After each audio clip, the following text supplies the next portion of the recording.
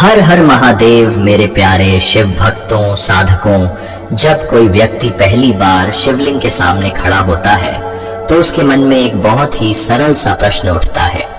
हम शिवलिंग पर जो कुछ चढ़ाते हैं क्या वह केवल परंपरा है या उसके पीछे कोई गहरा रहस्य छिपा है? क्योंकि यदि शिव सर्वशक्तिमान है, पूर्ण है, तो उन्हें किसी वस्तु की आवश्यकता क्यों होगी?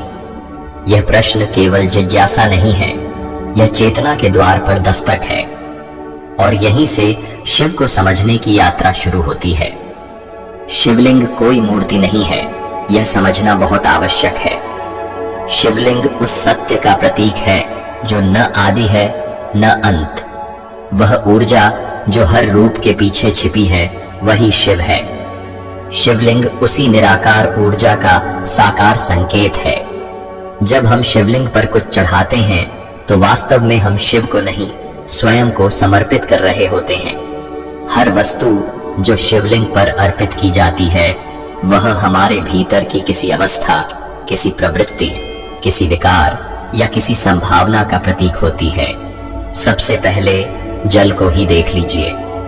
लगभग हर शिव भक्त के हाथ में जल होता है। जल जीवन है, जल स्मृति है, जल प्रवाह है। जब आप शिवलिंग पर जल चढ़ाते हैं तो यह केवल शीतलता के लिए नहीं होता। यह संकेत है कि आप अपने भीतर के जमे हुए अहंकार, कठोर विचारों और रुक चुकी भावनाओं को पिघलाना चाहते हैं। शिव का स्वभाव है स्थिरता, लेकिन जल का स्वभाव है बहना। जब जल शिवलिंग पर बहता है तो वह हमें यह याद दिलाता है कि जीवन में स्थिर रहो पर जड़ मत बनो। फिर दूध चढ़ाया जाता है। दूध को पवित्रता का प्रतीक माना गया है, लेकिन इसका अर्थ केवल बाहरी पवित्रता नहीं है। दूध उस मन की अवस्था का संकेत है जो सरल है, जो छल नहीं जानता, जो दूषित नहीं हुआ है। जब कोई शिवलिंग पर दूध चढ़ाता है तो अनजाने में ही वह यह प्रार्थना करता है कि मेरा मन फिर से वैसा ही निष्कलुष हो जाए जैसा एक बच्चे का होता है। दूध शिव के वैराग्य को नहीं, भक्त की मासूम इच्छा को दर्शाता है। शहद चढ़ाया जाता है। शहद मिठास का प्रतीक है। जीवन में साधना कठोर हो सकती है, तपस्या कठिन हो सकती है, लेकिन शिव यह नहीं चाहते कि जीवन रसहीन हो जाए। शहद यह स्मरण कराता है कि ध्यान के मार्ग पर चलते हुए भी जीवन में मधुरता बनी रहनी चाहिए। जब शहद शिवलिंग को स्पर्श करता है तो वह हमें यह सिखाता है कि कठोर सत्य भी प्रेम और करुणा से जिया जा सकता है। दही चढ़ाया जाता है। दही का स्वभाव ठंडक देना और संतुलन बनाना है। यह उस मानसिक अवस्था का प्रतीक है जिसमें व्यक्ति न अधिक उत्तेजित होता है न अत्यधिक उदास। शिव संतुलन है। शिव तांडव भी है और ध्यानस्थ मौन भी। दही चढ़ाकर साधक यह संकेत देता है कि वह अपने भीतर के असंतुलन को शांत करना चाहता है। फिर घी आता है। घी अग्नि से जुड़ा है। यज्ञ में घी डाला जाता है क्योंकि घी अग्नि को पोषण देता है। शिवलिंग पर घी चढ़ाने का अर्थ है कि आप अपने भीतर की चेतना की अग्नि को प्रज्वलित करना चाहते हैं। यह केवल धार्मिक क्रिया नहीं है, यह भीतर के अज्ञान को जलाने की कामना है। बिल्व पत्र का महत्व सबसे गहरा है। बिल्व पत्र के 3 पत्ते होते हैं। ये 3 पत्ते शरीर, मन और आत्मा के प्रतीक हैं। जब बिल्व पत्र शिवलिंग पर रखा जाता है तो वह यह दर्शाता है कि साधक अपने जीवन के तीनों स्तरों को शिव को समर्पित कर रहा है। बिल्व वृक्ष स्वयं तपस्वी वृक्ष है। वह कम जल में भी जीवित रहता है, जैसे शिव न्यूनतम में भी पूर्ण है। बिल्व पत्र चढ़ाना यह स्वीकार करना है कि मैं अपने जीवन को सरल बनाना चाहता हूँ। भस्म या राख भी शिव से जुड़ी हुई है। भस्म मृत्यु की याद दिलाती है, लेकिन शिव मृत्यु से डराते नहीं, शिव मृत्यु को स्वीकार करना सिखाते हैं। जब भस्म शिवलिंग पर अर्पित की जाती है तो वह यह स्मरण कराती है कि एक दिन यह शरीर भी राख बन जाएगा, तब जो बचेगा वही शिव है। यह अर्पण वैराग्य का नहीं, जागरूकता का प्रतीक है। फल और फूल भी चढ़ाए जाते हैं। फूल क्षणिक होते हैं, आज खिले हैं कल मुरझा जाएंगे। फूल चढ़ाकर साधक यह स्वीकार करता है कि जीवन क्षण भंगुर है, लेकिन इस क्षण में भी सौंदर्य है। फल कर्म का प्रतीक है। जैसे बीज बोया जाता है वैसे ही फल मिलता है। शिवलिंग पर फल अर्पित करना यह स्वीकार करना है कि मेरे कर्मों का फल अब मैं शिव को समर्पित करता हूँ। मैं उसके बंधन से मुक्त होना चाहता हूँ। यह सब वस्तुएं मिलकर एक ही बात कहती हैं, शिव को कुछ चाहिए नहीं। शिव केवल यह देखना चाहते हैं कि आप अपने भीतर क्या चढ़ा रहे हैं। क्या आप अपना अहं चढ़ा रहे हैं या केवल वस्तुएं? क्या आप अपनी वासना, क्रोध, भय, संदेह को शिव के चरणों में रख पा रहे हैं या नहीं? जब कोई व्यक्ति सच्चे भाव से शिवलिंग पर अर्पण करता है तो वह वस्तु नहीं चढ़ाता, वह अपनी यात्रा चढ़ाता है। तभी शिवलिंग पत्थर नहीं रहता, वह जीवंत हो उठता है। और तभी शिव केवल मंदिर में नहीं रहते, वह आपके भीतर जाग उठते हैं। अब जब साधक यह समझने लगता है कि शिवलिंग पर चढ़ाई जाने वाली हर वस्तु वास्तव में भीतर की किसी अवस्था का प्रतीक है, तब उसके भीतर एक सूक्ष्म परिवर्तन शुरू हो जाता है। अब वह मंदिर में केवल चढ़ाने नहीं आता, वह देखने आता है कि उसके भीतर क्या चल रहा है। क्योंकि शिव को बाहर खोजने वाला अंत में थक जाता है, लेकिन जो भीतर झांकना शुरू करता है वही शिव के निकट पहुंचता है। शिवलिंग पर जो सबसे महत्वपूर्ण अर्पण होता है वह दिखाई नहीं देता, वह है भावना। अगर जल चढ़ रहा है लेकिन मन में क्रोध भरा है तो वह जल केवल जल रह जाता है। अगर दूध चढ़ रहा है लेकिन मन में छल है तो वह दूध पवित्र नहीं रह जाता। शिव वस्तु नहीं देखते, शिव भाव देखते हैं। यही कारण है कि कभी कभी एक गरीब साधक का एक लोटा जल भी शिव को प्रिय हो जाता है, और कभी कभी सोने चांदी से सजे मंदिर भी मौन रह जाते हैं। धीरे धीरे साधक यह समझने लगता है कि शिवलिंग पर जो कुछ चढ़ाया जाता है वह 5 तत्वों से जुड़ा हुआ है: पृथ्वी, जल, अग्नि, वायु और आकाश। शिव पंच महाभूतों के स्वामी हैं। शिवलिंग स्वयं पृथ्वी तत्व का प्रतीक है। उस पर बहता जल तत्व को दर्शाता है। दीपक या घी अग्नि तत्व का संकेत देता है। मंत्रोच्चार और श्वास प्रश्वास वायु तत्व से जुड़ा है, और जो मौन वहां उपस्थित रहता है वही आकाश तत्व है। जब कोई व्यक्ति शिवलिंग के सामने खड़ा होकर कुछ क्षण चुपचाप सांसों को देखता है, तब वह अनजाने में ही वायु तत्व को शुद्ध कर रहा होता है। जब वह मंत्र बोलता है तब शब्दों के कंपन से आकाश तत्व प्रभावित होता है। जब वह दिया जलाता है तब अग्नि को साक्षी बनाता है, और जब वह फूल, फल या भस्म चढ़ाता है तब पृथ्वी को स्वीकार करता है। इस तरह शिव पूजन कोई कर्मकांड नहीं रहता, वह एक सूक्ष्म योग प्रक्रिया बन जाता है। शिवलिंग पर चढ़ाया गया हर द्रव्य हमें यह भी सिखाता है कि जीवन में कुछ भी स्थायी नहीं है। जल बह जाता है, दूध सूख जाता है, फूल मुरझा जाते हैं, फल समय के साथ नष्ट हो जाते हैं, लेकिन शिवलिंग वहीं रहता है, स्थिर, शांत, अडिग।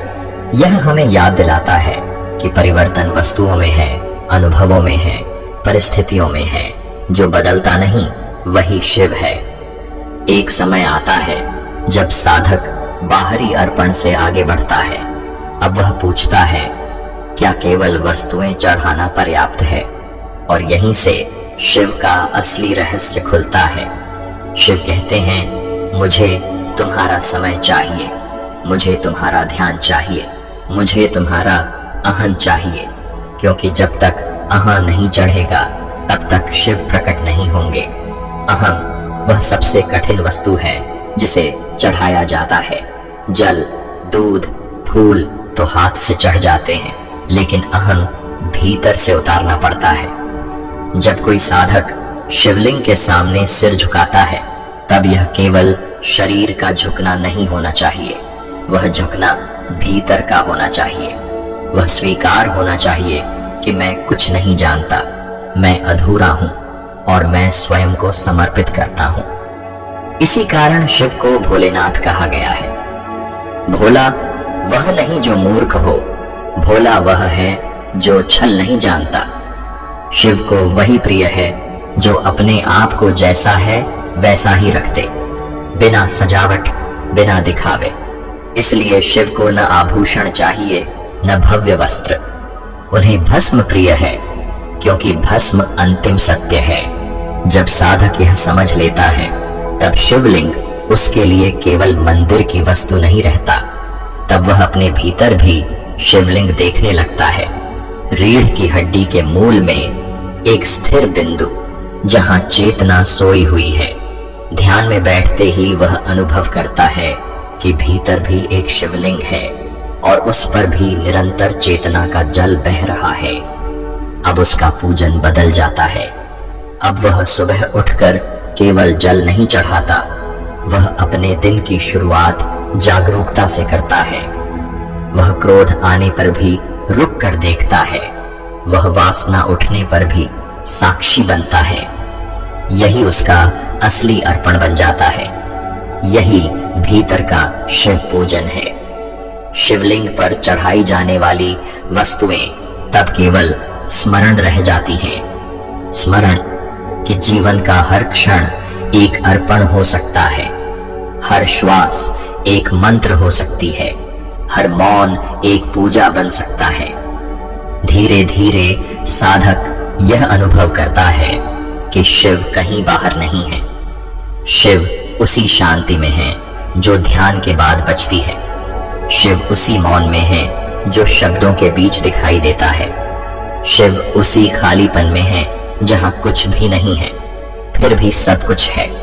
यही कारण है कि सच्चे शिव भक्त के जीवन में डर कम और स्वीकार अधिक होता है, क्योंकि उसने मृत्यु को भस्म के रूप में देख लिया है। उसने परिवर्तन को जल के रूप में समझ लिया है। उसने जीवन की मिठास को शहद की तरह स्वीकार कर लिया है और उसने अपने अहं को बिल्व पत्र की तरह शिव को अर्पित कर दिया है। अब शिव उसका आराध्य नहीं रहते, शिव उसका स्वभाव बन जाते हैं, शांत, स्थिर और करुणामय। एक समय ऐसा आता है जब साधक मंदिर जाता तो है, शिवलिंग के सामने खड़ा भी होता है, लेकिन उसके हाथ अपने आप खाली रह जाते हैं। न जल उठाने की जल्दी होती है, न फूल चुनने की बेचैनी। वह बस खड़ा रहता है, शांत, मौन। और यही वह क्षण होता है जहां शिव की असली पूजा शुरू होती है, क्योंकि अब अर्पण बाहर का नहीं, भीतर का हो चुका होता है। अब उसे यह स्पष्ट दिखने लगता है कि शिवलिंग पर चढ़ाई जाने वाली हर वस्तु केवल एक संकेत थी, एक इशारा। जैसे रास्ते पर लगे संकेत हमें मंजिल तक पहुंचाने के लिए होते हैं, वैसे ही ये वस्तुएं भीतर की यात्रा के लिए थी। लेकिन जब मंजिल आ जाती है तब संकेतों की आवश्यकता नहीं रहती। अब साधक यह समझता है कि शिव को जल इसलिए प्रिय नहीं है कि उन्हें प्यास लगती है, बल्कि इसलिए कि मनुष्य सूखा हुआ है। शिव को दूध इसलिए नहीं चढ़ाया जाता कि वे पोषण चाहते हैं, बल्कि इसलिए कि हमारा मन कठोर हो गया है। शिव को भस्म इसलिए प्रिय है क्योंकि मनुष्य मृत्यु को भूल गया है, और शिव को बिल्व पत्र इसलिए अर्पित किया जाता है क्योंकि मनुष्य सरलता खो चुका है। जब यह समझ भीतर उतर जाती है तब पूजा का अर्थ ही बदल जाता है। अब साधक जानता है कि अगर वह किसी से कठोर शब्द बोलता है तो यह शिव पूजा के विपरीत है। अगर वह किसी को पीड़ा देता है तो वह शिवलिंग पर चढ़ाए गए जल को भीतर ही सुखा देता है, और अगर वह किसी के दुहक में मौन होकर बैठ जाता है तो वही सबसे बड़ी अभिषेक क्रिया बन जाती है। अब शिव उसके लिए केवल ध्यान की अवस्था नहीं रहते, शिव उसका दृष्टिकोण बन जाते हैं। वह जीवन को अब संघर्ष की तरह नहीं, एक प्रवाह की तरह देखने लगता है। जैसे शिव गंगा को अपने जटाओं में रोकते नहीं, केवल संतुलित करते हैं, वैसे ही साधक अब भावनाओं को दबाता नहीं, केवल देखता है। और यही देखने की कला उसे मुक्त करती है। धीरे धीरे साधक के भीतर से मांग समाप्त होने लगती है।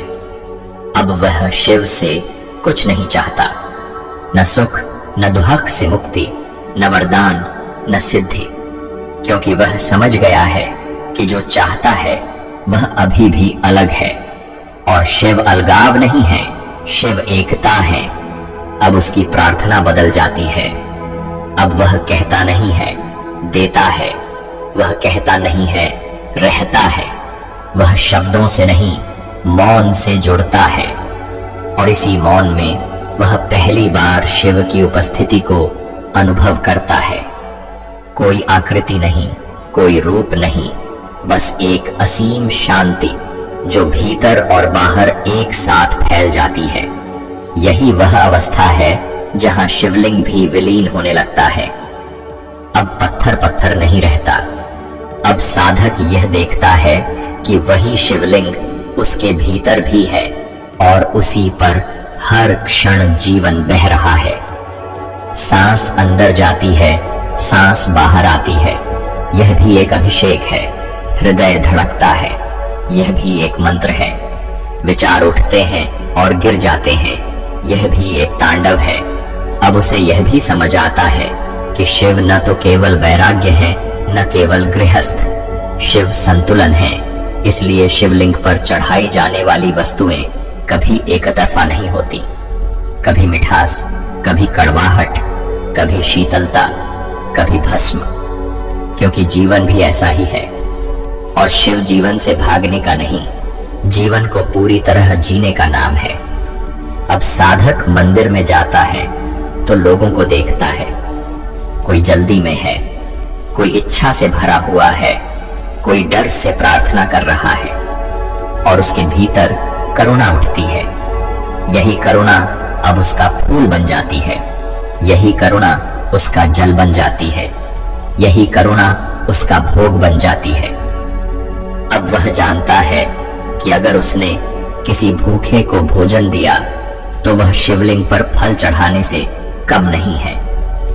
अगर उसने किसी टूटे हुए मनुष्य के साथ मौन साझा किया तो वह दूध और शहद से बड़ा अर्पण है। और अगर उसने अपने भीतर उठे अहंग को देख लिया और छोड़ दिया तो वह सबसे बड़ा बिल्व पत्र है। यही कारण है कि सच्चा शिव भक्त कभी दिखावा नहीं करता। वह अपने शिव को भीतर रखता है। वह ऊंचे स्वर में नहीं, गहरे मौन में जीता है। वह भीड़ में भी अकेला होता है और अकेले में भी पूर्ण। और यहीं शिवलिंग की सबसे गहरी शिक्षा छिपी है। शिवलिंग हमें यह सिखाता है कि जीवन का केंद्र स्थिर हो सकता है, भले ही चारों ओर परिवर्तन हो, कि आप संसार में रहते हुए भी संसार से बांधे ना हो, कि आप कर्म करें लेकिन कर्ता न बने। जब यह समझ जीवन में उतर जाती है तब साधक को शिवलिंग पर कुछ चढ़ाने की आवश्यकता नहीं रहती, क्योंकि तब उसका पूरा जीवन ही शिव को चढ़ा हुआ होता है। उसकी हर सांस एक अर्पण होती है, उसका हर कर्म एक पूजा बन जाता है, और उसका हर मौन शिव की उपस्थिति बन जाता है। और तब एक दिन बिना किसी घोषणा के, बिना किसी चमत्कार के, साधक यह महसूस करता है कि जिसे वह वर्षों से पूज रहा था वह कभी अलग था ही नहीं। वही देख रहा है, वही सुन रहा है, वही अनुभव कर रहा है, वही शिव है। यही शिवलिंग का अंतिम रहस्य है, यही शिव ध्यान है, यही शिव धाम है। अगर इस वीडियो को सुनते हुए आपके भीतर जरा सी भी शांति उतरी हो, अगर एक पल के लिए ही सही मन रुक गया हो, तो समझिए शिव ने आपको छू लिया है। ऐसे में वीडियो को लाइक करना सिर्फ एक बटन दबाना नहीं है, यह उस अनुभूति के प्रति आपकी कृतज्ञता है।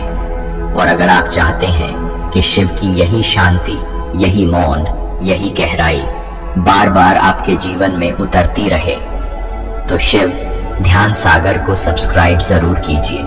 क्योंकि यहाँ हर वीडियो सिर्फ देखने के लिए नहीं, भीतर उतरने के लिए बनाया जाता है। और जाते जाते कमेंट में बस इतना लिख दीजिए, ओम नमः शिवाय, या फिर वह अनुभूति जो इस वीडियो ने आपके भीतर जगाई। आपका एक प्यारा सा कमेंट किसी और साधक तक शिव का संदेश पहुंचा सकता है। शिव आपको बाहर नहीं, आपके भीतर मिले। इसी प्रार्थना के साथ ओम नमः शिवाय।